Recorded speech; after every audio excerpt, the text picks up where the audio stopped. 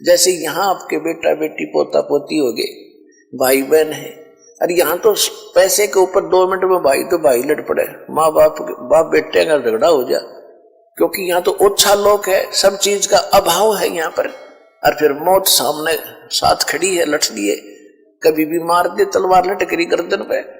तो वहां जाने के बाद ऐसे ही आपका परिवार बनेगा जो आज आपकी शरण में आ गए, आपके परिवार में आ गए और भगवान की शरण में आ गए। और धीरे और भी जो आपसे पहले के संस्कारी हैं उनको भी भगवान शरण में लेगा, और धीरे धीरे फिर ऐसे ही आपका वहां जाकर के एक परिवार बन जाएगा। और वहां इतने बड़े आपके महल हैं, इतना खुला स्थान है, बाग बगीचे लगे हुए हैं, आपके प्रत्येक के महल उसमें आंगन में झूले डले हुए हैं, तालाब बने हुए हैं। देखो यहाँ आप देखते हो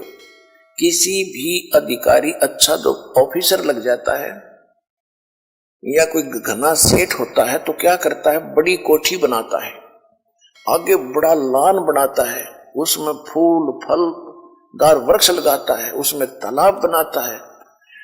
तो वो उसको, और उसमें वो बैठता कितनी देर है,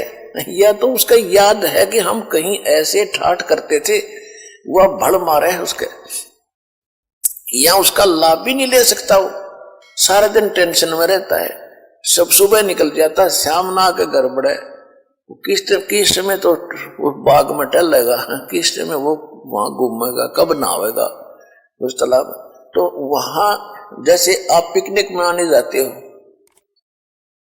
और आपको घूमते हो फिरते हो, कहीं पहाड़ी देखते हो, कहीं बाग में जाते हो, आपको सारा दिन का पता नहीं कब चलेगा। इसी प्रकार सतलोक के अंदर ऐसे ठाठ हैं और वहां कोई काम नहीं, जैसे ही बाप को बैठों को भोजन मिले, कभी आके खा जियो भाई, और कितना घूमो फिरो, खेलो कूदो, चाहे ताश खेलो, तो कितना आनंद आओ, आपने कहने की जरूरत नहीं। तो वहां ये है एक स्कूल विद्यालय है, आप इस विद्यालय में लाग गए वो काम कर जो यहाँ नहीं करना चाहिए था, ताश खेलना है, गोटी ये नाचना कूदना है, और बकवादों में बातों में ध्यान लगाना नहीं। ये यहाँ पढ़ाई पढ़ो, और इस पढ़ाई को पढ़कर तुम सतलोक जाओगे, वहां ये सारे सुख मिलेंगे आपने। वह नाचियो गाइयो, किसी तरह ठाठ से रहियो, वह मौत हो को नहीं। यहाँ एक तरफ डांस कर रहे हैं, एक विवाह का दृश्य देखा, कलेजे में रखा उस दिन का दास के,